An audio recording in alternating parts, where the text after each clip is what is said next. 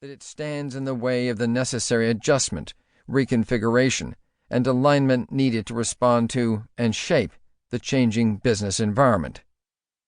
One can think of ordinary technical capabilities as undergirding how an organization can do things well. Dynamic capabilities, on the other hand, are about doing the right things at the right time, based on a proper assessment of the business environment and technological opportunities. By the right things, I'm referring to investments in new products, processes, and business models that are in tune with the business environment.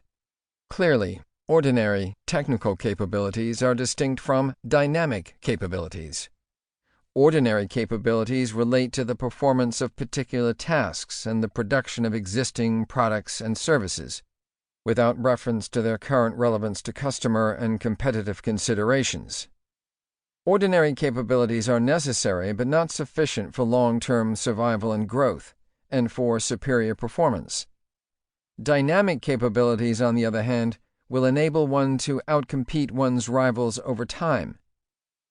Some firms may succeed sometimes with dynamic capabilities alone. Generally, however, both ordinary and dynamic capabilities are needed for long-term survival and growth. Dynamic capabilities must be built as they cannot be bought. This makes access to them and availability of them problematic. They are certainly not ubiquitously distributed in high quotients among all enterprises. A firm with ordinary capabilities but lacking dynamic capabilities may prosper in the short term. A year-round supplier of umbrellas will do well when it rains. The street vendor that can organize at low cost to appear on rainy days may do better. Those that track events and figure out where crowds are likely to be caught in the rain may do better still. But none will do particularly well unless they have some skill that isn't replicable, such as securing an exclusive umbrella stand near the stadium without having to bid competitively for it. Consider the aircraft industry in the era of the transition from internal combustion, propeller, to fan jets. Many aircraft manufacturers, for example Lockheed, make great products, for example the Super Constellation.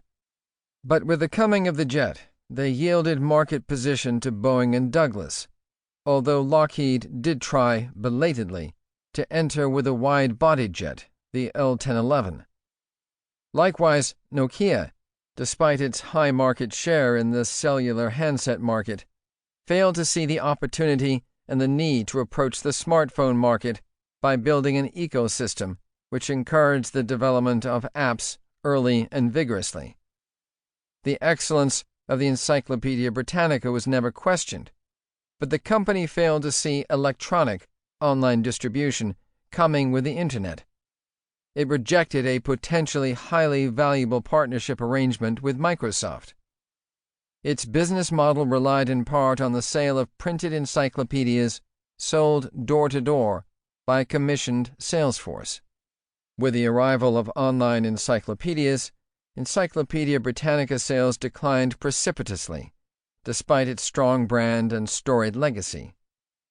Lockheed, Nokia, and the Encyclopedia Britannica had low or possibly negative dynamic capabilities, even though their products earned great acclaim in earlier times.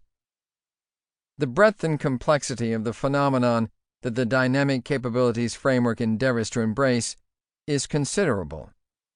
Not surprisingly, there are many elements that are not as yet elegantly integrated.